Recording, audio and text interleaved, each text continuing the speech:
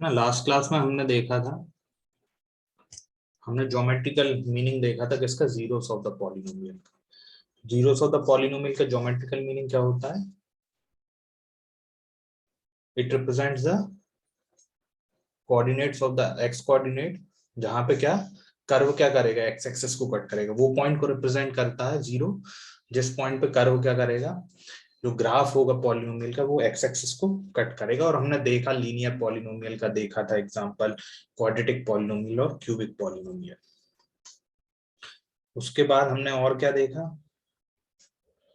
कि जो किसी भी पॉलिनोमियल की डिग्री क्या डिफाइन करेगी, डिग्री क्या रिप्रेजेंट करेगी कि उस पॉलिनोमियल के मैक्सिमम कितने जीरोस पॉसिबल हो सकते हैं। यदि डिग्री 3 है तो मतलब मैक्सिमम 3 जीरोस होंगे, हो सकते हैं। 4 है तो मैक्सिमम 4, 5 है तो मैक्सिमम 5। अगर एन डिग्री पॉलिनोमियल है, इसका मतलब क्या, it can have at most n zeros. यहां तक हमारी लास्ट क्लास में बात हुई थी। आज हम देखते हैं जो भी जीरोस हैं, कोई पॉलिनोमियल है, बेसिकली हम देखेंगे आज relationship between zeros and coefficients of polynomial.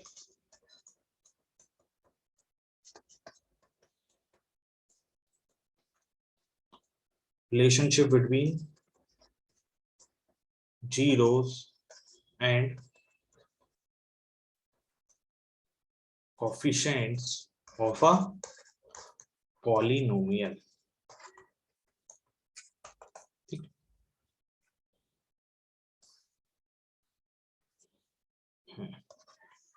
मतलब जो भी जीरोस होंगे और उनके उन जो पॉलिनोमियल के कोएफिशिएंट्स हैं उनके बीच में हम रिलेशनशिप देखेंगे। तो सबसे पहले हम शुरू करते हैं किससे, लीनियर पॉलिनोमियल।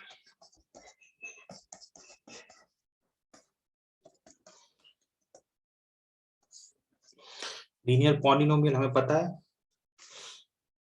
लीनियर पॉलिनोमियल क्या होगा, स्टैंडर्ड फॉर्म क्या होगी, है ना, y equal to a x plus b. ये क्या होता है, लीनियर पॉलिनोमियल, है ना। लीनियर क्यों, क्योंकि हाईएस्ट डिग्री क्या है वेरिएबल की, 1 है। ठीक है। अच्छा, अब यहाँ पे हमें क्या निकालना है, जीरोस और कोएफिशिएंट्स। अच्छा, कोएफिशिएंट्स क्या क्या है, कोएफिशिएंट्स मतलब क्या, जो वेरिएबल का, वेरिएबल के साथ जो कांस्टेंट टर्म है उसे कोएफिशिएंट्स बोलेंगे। यहाँ पे अगर कोएफिशिएंट्स को क्या क्या है, कोएफिशिएंट्स की बात करूंगा तो कोएफिशिएंट्स हैं क्या, कोएफिशिएंट्स क्या है, ए है और बी, दोनों क्या है, कोएफिशिएंट्स हैं। बेसिकली ये है क्या, a x to the power plus 1 plus b x to the power 0, है ना। तो यहाँ पे लीनियर तो इसलिए क्योंकि हाईएस्ट पावर 1 है, और कोएफिशिएंट्स मतलब जो वेरिएबल के साथ जो कांस्टेंट टर्म है उसे क्या बोलते हैं, कोएफिशिएंट्स। तो ए और बी क्या है यहाँ पे, कोएफिशिएंट्स। अच्छा, और जीरो क्या होता है, जीरो हमने देखा था, जीरो वो वैल्यू होती है वेरिएबल की जिसपे पॉलिनोमियल क्या हो जाए, जीरो हो जाए। कैसे कैलकुलेट करते हैं, मैं उस पॉलिनोमियल को क्या करूंगा, जीरो से जीरो पुट करूंगा और वहां से मैं वेरिएबल यानी एक्स की वैल्यू क्या करूंगा, कैलकुलेट करूंगा। तो एक्स क्या आया यहाँ से, एक्स आया माइनस बी अपॉन ए, है ना। एक्स क्या आ गया, माइनस बी अपॉन ए। तो हमें क्या निकालना है, relationship between zeros and coefficients of polynomial, है ना। तो जो जीरो, अच्छा यहाँ पे लीनियर पॉलिनोमियल का जीरो क्या आया, जीरो आया हमारा माइनस बी बाय एक्स। क्या है, एक्स की क्या वैल्यू, x equal to minus b by क्या है, जीरो है। इसका मतलब यहां से मैं लिख सकता हूं, ये क्या है, मतलब एक्स क्या है, पॉली जीरो है। तो इसका मतलब ये रिलेशनशिप क्या आ गया यहाँ पे, फुल लीनियर पॉलिनोमियल के x equal to minus b आया। यानी कि यदि मेरे पास कोई भी एक पॉलिनोमियल गिवन है y equal to 2x plus 3, है ना, तो मैं सीधे लिख सकता हूं, है ना, जीरो और कॉफी जो भी पॉलिनोमियल के कोएफिशिएंट्स उनके बीच में क्या रिलेशन होगा, उनके बीच में ये रिलेशन होगा that x equal to minus of b। यहाँ पे b क्या है, a है 2 और b क्या है 3 है। तो मैं सिंपल क्या रिलेशन है, माइनस बी बाय यानी माइनस 3/2। तो द रिलेशनशिप क्या हो गया इन दोनों के बीच में, that x equal to minus, x क्या है यहाँ पे हमारा जीरो है, और b और a क्या है, कोएफिशिएंट्स हैं पॉलिनोमियल के। ठीक है।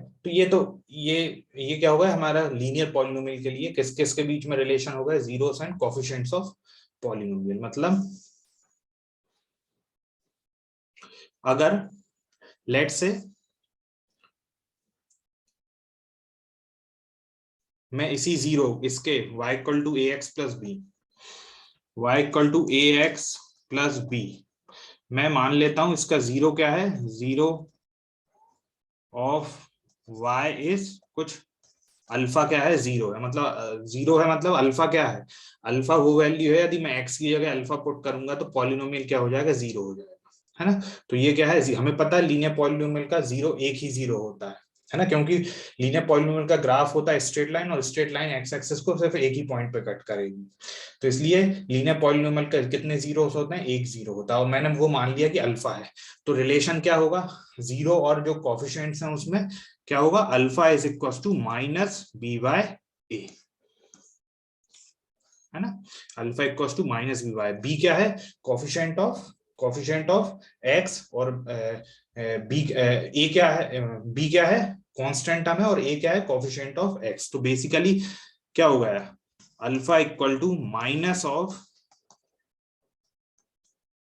कांस्टेंट टर्म, है ना, हम क्या बोलते हैं बी को एक कांस्टेंट टर्म भी कई बार यूज करते हैं, बी को कांस्टेंट टर्म भी बोलते हैं, है ना, क्योंकि इसके साथ कोई वेरिएबल इन्वॉल्व नहीं है। अच्छा वेरिएबल वैसे तो हमने यहाँ पे देखा कि मैं बी को इस तरह से भी लिख सकता हूँ, एक्स की पावर जीरो, है ना, लेकिन हमें इसे फिर क्यों हम कह रहे हैं कि ये वेरिएबल इन्वॉल्व नहीं, क्योंकि एक्स की वैल्यू मैं कुछ भी रखूं, कोई भी वैल्यू लूं, एक्स की 1 2 3 4 5, किसी भी रियल नंबर की पावर यदि जीरो करूंगा तो वो हमेशा क्या देगी, 1 देगी, है ना।